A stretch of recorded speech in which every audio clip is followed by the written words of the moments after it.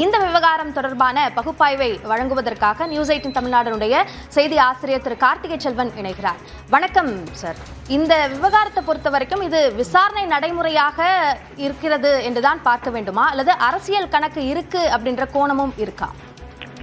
இது தேர்தல் நேரம் அப்படிங்கறதுனாலயும் மற்ற பேச்சுக்களும் இருக்கிறதுனால இரண்டு கோணங்களுமே தான் இதுல பார்க்கிறாங்க. ஆனா இந்த விசாரணை அப்படிங்கிறது மூன்றாவதாக இன்னொரு கட்ட விசாரணை நடைபெறும் அப்படிங்கிறது ஏற்கனவே அறிவிக்கப்பட்ட ஒன்றுதான். அவர் கடந்த முறை டெல்லிக்கு போய் சிபிஐ விசாரணை அவர் ஆஜராகி வந்த பிறகு அப்போதே சொல்லப்பட்டது மீண்டும் ஒரு முறை அவர் விசாரணைக்கு அழைக்கப்படக்கூடும் அப்படிங்கிறது, சம்மன் அவருக்கு கொடுக்கப்படும் அப்படின்னு தான் இருந்தது.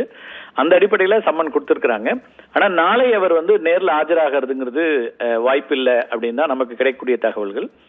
சிபிஐ சம்மன் அவருக்கு கிடைச்ச உடனே விஜய் தரப்புல இருந்து சிபிஐக்கு சொல்லப்பட்டதுல நாளை அவருக்கு இப்ப இருக்கக்கூடிய மற்ற பொலிட்டிக்கல் கமிட்மெண்ட்ஸ் எல்லாம் சொல்லியிருக்கிறாங்க. அதனால உடனடியா டெல்லிக்கு வருவதுங்கிறது வாய்ப்பில்லை அப்படின்னு சொல்லியிருக்காங்க. கூடுதலா விஜய் தரப்புல இருந்து வைக்கப்பட்ட கோரிக்கையா சிபிஐக்கு என்ன சொல்லியிருக்கிறாங்கன்னா, சென்னையில நான் ஆஜராகிறதுக்கு எனக்கு சென்னை அலுவலகத்துல ஆஜராகிறேன், எந்த தேதியிலனாலும் வரத்துக்கு தயாராக இருக்கிறோம் வேறொரு தேதியில அப்படிங்கிற ஒரு செய்தி சிபிஐ அதிகாரிகளுக்கு சொல்லப்பட்டிருக்கிறது. ஆனா சிபிஐல இருந்து இன்னும் அதுக்கான அவங்க அதை ஏற்றுக்கொள்கிறார்களா இல்லையா அப்படிங்கறதெல்லாம் நம்ம பொறுத்து தான் பார்க்கணும். டெல்லி அவர் செல்கிறார்னா அதுல கூடுதலான கவனம் இன்னும் வரும். இந்த தேர்தல் நேரம் இப்போது வந்து கொண்டு இருக்கக்கூடிய செய்திகள் நம்ம பார்க்கிறோம்.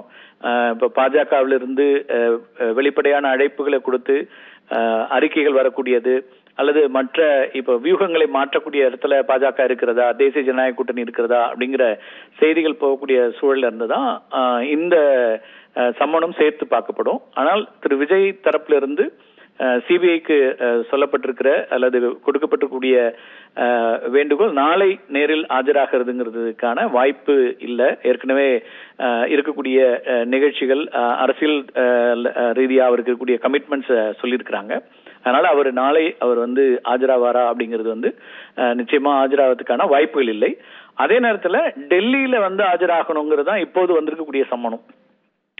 டெல்லியில இருக்கக்கூடிய சிபிஐ அலுவலகத்திற்கு வர வேண்டும் அப்படின்னு தான் கொடுக்கப்பட்டிருக்கிறது. ஆனா அவர் சென்னை அலுவலகத்திலையும் நான் ஆஜராகிறதுக்கான வாய்ப்புகளை ஏற்படுத்தணும், நான் எந்த தேதியிலும் வருகிறேன் அப்படின்னு சொல்றாரு.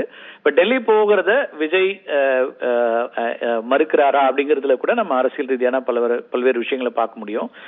டெல்லிக்கு அவர் விசாரணைக்கு செல்லும் போது வேறு சில சந்திப்புகளோ அல்லது அரசியல் ரீதியான சந்திப்புகளையோ இருக்கலாம். அதை தவிர்க்கிறதுக்காக அவர் சென்னை என்ற விருப்பத்தை தெரிவிக்கிறாரா அப்படிங்கிற கேள்விகளும் இதுல ஒரு பக்கம் இருந்துட்டு இருக்குது. ஸோ அவருடைய செய்தி என்ன அப்படிங்கிறது நம்ம அதுக்கு சிபிஐ என்ன சொல்ல போறாங்க அப்படிங்கறத நம்ம பொறுத்து தான் பார்க்கணும் அபி. ஆனால் அரசியல் ரீதியா இப்போ ஒரு பேசுபொருளாக இருக்கிறது.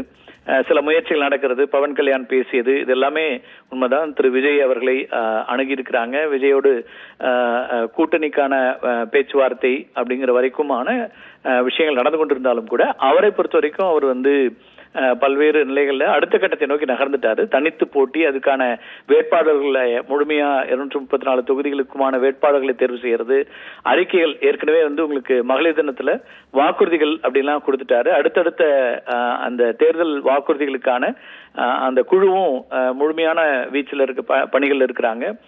தனித்து களம் காண்பது கூட 1-2 பேரை மட்டும் வரக்கூடிய கூட்டணிக்கு வரக்கூடியவர்கள் அப்படின்னு எதிர்பார்க்கக்கூடியவர்களோடு செல்வது அப்படிங்கிறது தான் அவருடைய திட்டமாக இருக்கிறதே ஒழிய அவர் தொடர்ச்சியா பாஜக கொள்கை எதிரி, அரசியல் எதிரி திமுக அப்படிங்கிற நிலைப்பாட்டில தான் இப்போது வரைக்கும் விஜய் இருக்கிறார். என்றாலும் கூட நேரா அவரோட உங்களுடைய வியூகத்துல மாற்றங்கள் தேவை அப்படிங்கிற அந்த செய்திகளும் அவருக்கு சொல்லப்பட்டு கொண்டிருக்கின்றன. அவருடைய நட்பு வட்டத்தில் இருக்கக்கூடியவர்கள், அவருக்கு ஆலோசகர்களாக இருக்கக்கூடியவர்கள் அப்படின்னு எல்லா நிலைகளிலும் அவர் இந்த செய்திங்கிறது சொல்லப்பட்டிருக்கிறது. அவருக்கு 2 விதமான கருத்துக்களை சொல்றாங்க. ஒண்ணு நீங்கள் எவ்வளவு வாக்குகள் பெறுகிறீர்கள், அல்லது நீங்க தனித்து போய் என்ன மாற்றங்களை கொண்டு வர முடியும் அப்படிங்கிற இடத்துல இருந்தும் திமுக ஆட்சியை வீழ்த்துவதுதான் உங்களுடைய இலக்கு, எங்களுடைய இலக்கும் அதுதான் அப்படின்னா அந்த இலக்கை அடைவதற்கு ஒன்றாக இணைந்து பயணித்தால் தான் அது நடைமுறையில சாத்தியம். இப்ப காங்கிரசும் உங்களோடு வரவில்லை அப்படிங்கிற இடத்துல இருந்து நீங்க மறுசிந்தனைக்கு உட்படுத்தணும் அப்படிங்கிற மாதிரியான கருத்துக்கள் அவருக்கு சொல்லப்படுது. அதுல நட்பு அடிப்படையில அவரோடு நெருக்கமாக இருக்கக்கூடியவர்கள் பவன் கல்யாண் வெளிப்படையாவே பேசியிருக்கிறார். அவர் தவிரவும் கூட வேறு சில சேனல்ஸ்லயும் அவரோட பேசிட்டு இருக்கிறாங்க.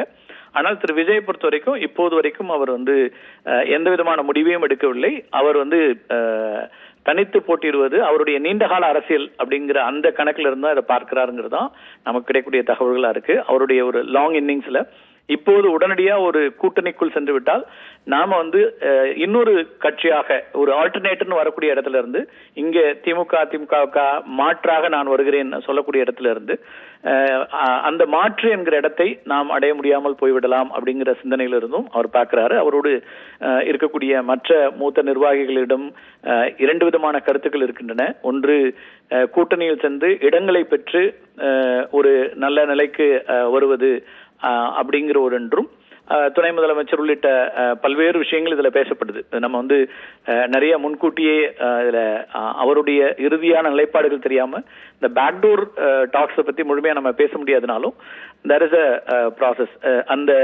அது தொடர்பான பேச்சுவார்த்தைகள் நடந்து கொண்டிருக்கின்றன. இது ஒரு பக்கம் இருக்கிறது. இன்னொரு பக்கம் இந்த சிபிஐ சம்மன், அதே போல ஜனநாயகன் திரைப்படம் இன்றைக்கு அவங்க ரிவைசிங் கமிட்டி பார்க்க வேண்டியது, ஆனால் அதுவும் தள்ளி போகிறது. இது எல்லாமே ஒரு தேர்தல் நேரத்தில் வரக்கூடிய நிகழ்வுகள் அப்படிங்கிறதுனால ஒன்றோடு ஒன்று முடிச்சு போட்டு தான் பார்க்கப்படும், தனித்து பார்க்கப்படாது அப்படிங்கிறதையும் நம்ம இதுல பார்க்க வேண்டியிருக்கு. ஆனால் நாளை வர ஆஜராகுவதற்கான வாய்ப்புகள் இல்லை அப்படின்னு மட்டும் இப்போது வரக்கூடிய செய்திகள் இருக்குது. அப்புறம் சென்னையில் அவர் ஆஜராகணும்னு விரும்புறாரு. எப்போது வேண்டுமானாலும் நீங்கள் கொடுக்கக்கூடிய தேதியில வரேன்னு சொல்றாரு அப்படிங்கிறது தான் இப்போது இருக்கக்கூடிய தகவல். அபிநயம் டெல்லியில் ஆஜராகவில்லை, சென்னையில் ஆஜராவதற்கு அவர் கோரிக்கை வைத்திருக்கிறார். அதே போன்று கூட்டணி நிலைப்பாடு என்ன என்பது சார்ந்த பல முக்கிய தகவல்களை சொல்லியிருக்கீங்க. நன்றி திரு கார்த்திகேயன்.